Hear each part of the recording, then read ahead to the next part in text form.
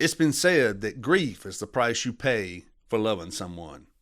Hi, how you doing? My name's Tim Robertson. And we started a new series this week called Good Grief. I know what you're thinking. Man, there is no such thing as good grief.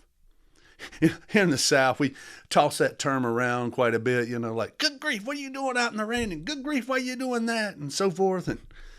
But anybody who's lost someone knows that grief is not good. And we hope throughout these next couple weeks that we can help you along your journey to healing. So what is grief? Grief is basically deep sorrow. Deep sorrow that is attached to the fact that you've lost someone. And how deep and how sorrowful it is depends on how much of a relationship you had with that person. Now, I looked up several synonyms that went along with grief, and some of them are this: sorrow, misery, sadness, anguish, pain, distress, heartache, heartbreak, agony, torment, affliction, suffering, woe, desolation, destruction, and despair. Anybody that's gone through grief understands that grief is a very multitasking emotion. You can be mad and sad at the same time. You're wondering, what is wrong with me? Man, my emotions are going haywire. I can't think. As a matter of fact, you feel very numb from the top of your head to your heart. Something is missing. And your body and your soul know this.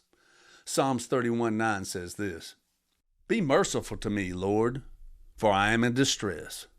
My eyes grow weak with sorrow, my soul and body with grief. See, it doesn't just affect your mind and your mental state, it affects your whole body. You recognize new pains that you didn't know you had, and it's not just the fact that your heart is broken, it feels like everything around you is broken. And our hope and our prayer is over the next couple of weeks, we can help you step through this.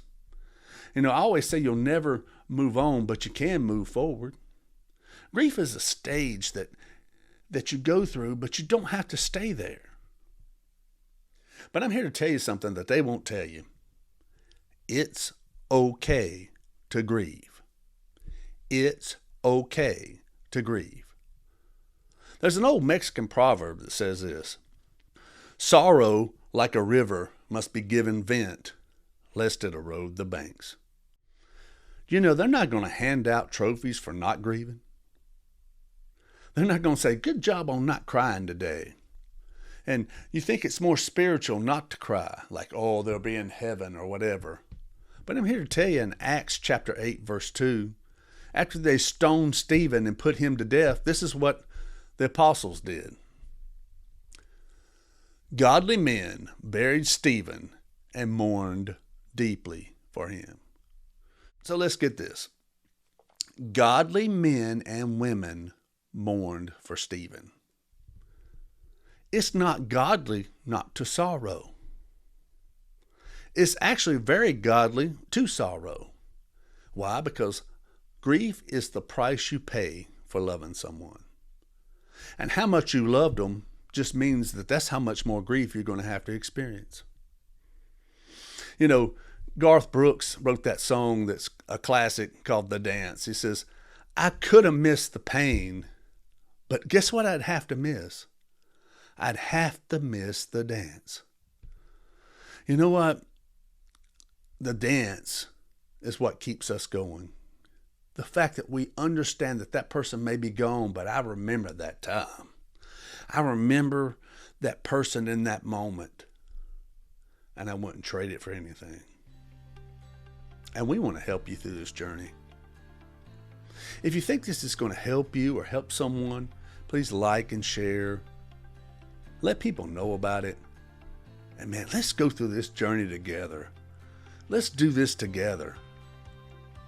A pathway to healing.